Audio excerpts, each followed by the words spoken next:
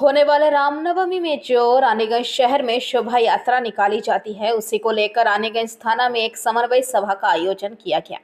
इस दौरान DC central दास, ACP central Dhiman Kumar Mirdha, Raniganj थाना आईसी विकास दत्ता, टॉफिकोसी चित्तोस मंडल, रानीगंज थाना मेजो बाबू अजय बाग एवं 3 आउटपोस्ट बल्लभपुर फाड़ी आईसी शिलादित्य बैनर्जी, निमचा फाड़ी मलय दास, पंजाबी मोड़ फाड़ी आईसी रविंद्रनाथ दलोई एवं यहाँ विश्व हिंदू परिषद एवं बजरंग दल के सदस्यगण भी उपस्थित थे। आसनसोल विश्व हिंदू परिषद के प्रेसिडेंट श्री मनोज सराफ, संपादक तेज प्रताप सिंह, आसनसोल जिला बजरंग दल संयोजक लालू शर्मा, रानीगंज विश्व हिंदू परिषद के संपादक शुभम राउत, प्रेसिडेंट मनीष शर्मा, रानीगंज बजरंग दल संयोजक संजय नाथ, अमरजीत रविदास, विशु गोराई एवं रानीगंज विश्व हिंदू परिषद के 30 खंडीय कमेटी के प्रेसिडेंट एवं संपादक उपस्थित थे। इस दौरान रानीगंज विश्व हिंदू परिषद के संपादक शुभम राउत ने पीवीटीवी के माध्यम से ये बातें कही।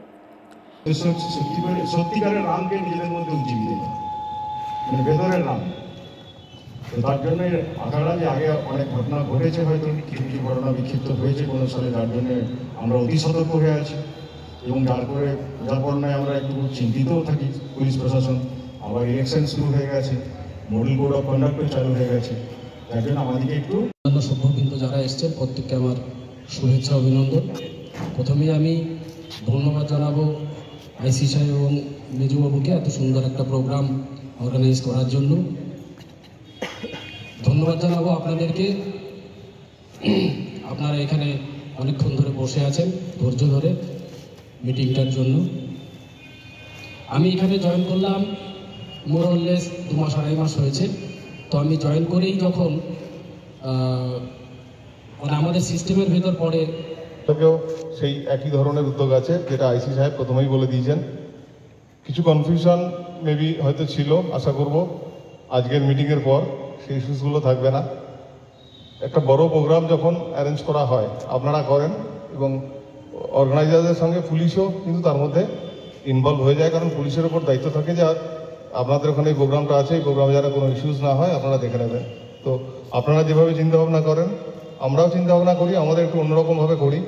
আপনারা যে আরও পার্টিসিপেট করবেন আরও লোকজন, সেটা আপনারা দেখেন। আপনাদের এই উদ্যোগগুলো তো ডেফিনেটলি আমরা অ্যাকসেপ্ট করি। পাশাপাশি আপনারা যে নাম্বারটা আছে বা যে ওয়েতে হয় নবমী যে মহোৎসব এবং র্যালি শোভাযাত্রা, সেটাকে নিয়ে আজ রানীগঞ্জ থানায় আসানসোল দুর্গাপুর পুলিশ কমিশনারের উদ্যোগ রানীগঞ্জ থানার ইয়েতে আজকে এখানে একটা সমন্বয় সভা হলো। কি গাইডলাইনগুলো পেলেন প্রশাসনের কাছ থেকে যদি জানান। প্রথমত সকল রানীগঞ্জবাসী এবং জেলাবাসীকে নববর্ষের শুভেচ্ছা এবং আগাম যে বাংলা শুভ নববর্ষ আছে তারও শুভেচ্ছা। আজকে রানীগঞ্জ এবং আসানসোল দুর্গাপুর পুলিশ কমিশনার থেকে আমাদের যে ৭ তারিখে রামনবমী এবং ১৮ তারিখে যে শোভাযাত্রা বেরোবে তার নিয়ে একটা আমাদের এখানে রানীগঞ্জ পিএসএ একটা মিটিং হয়।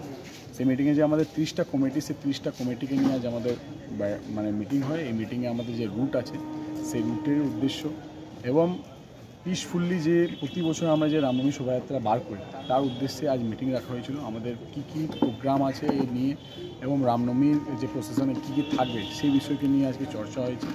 এবং আমরা প্রতি বছর যেভাবে রানীগঞ্জ পিএস এবং আসানসোল দুর্গাপুর কমিশনার থেকে যেভাবে আমাদের প্রশাসনিক সাপোর্ট পায় সেটা পূর্ণে এখানকার রানীগঞ্জ আইসি এবং আমাদের আসানসোল দুর্গাপুর এডিসিপির পক্ষ থেকে এটা আশ্বাসন দিয়েছে কি আপনার প্রতি বছর যেভাবে সুস্থ এবং শান্তভাবে যে প্রসেশন বার হয় সেভাবেই বেরোবে এবং তারপরে যেরকম হেল্প লাগবে, যদি আমাদের কোনো ইনফরমেশান বা পিএসের কাছে কোনো ইনফরমেশান থাকবে সেটা শেয়ার করে আমরা সুস্থ এবং শান্তভাবে আমাদের 18 তারিখে যে শোভাযাত্রা রয়েছে শ্রাপ ভবন থেকে দুপুর 3টার সময় বেরোবে, তা নিয়ে আজ চর্চা। এবারে তো মানে রাম জন্মভূমি মানে রাম মন্দির প্রতিষ্ঠার মানে পরবর্তী মানে সাল এটা, ঠিক আছে। তো এই বছরে মানে যে ধার্মিক মহা শোভাযাত্রা বিশেষ কি নিদর্শন থাকবে এবং যেটা মানে শহরবাসী উপলব্ধি করবে বা বাইরে থেকে যারা আসবেন?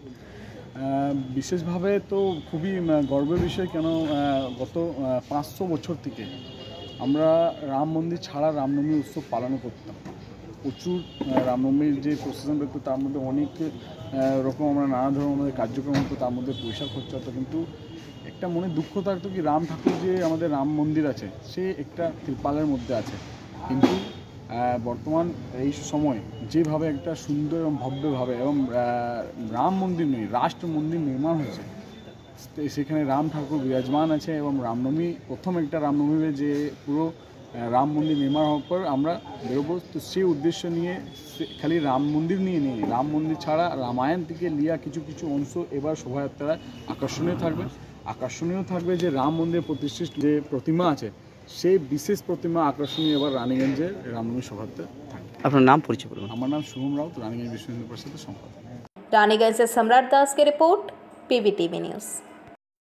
नियमित अपडेट एवं दुनिया भर की ताज़ा खबरों के लिए हमारे फेसबुक पेज को फॉलो एवं यूट्यूब चैनल को सब्सक्राइब करें।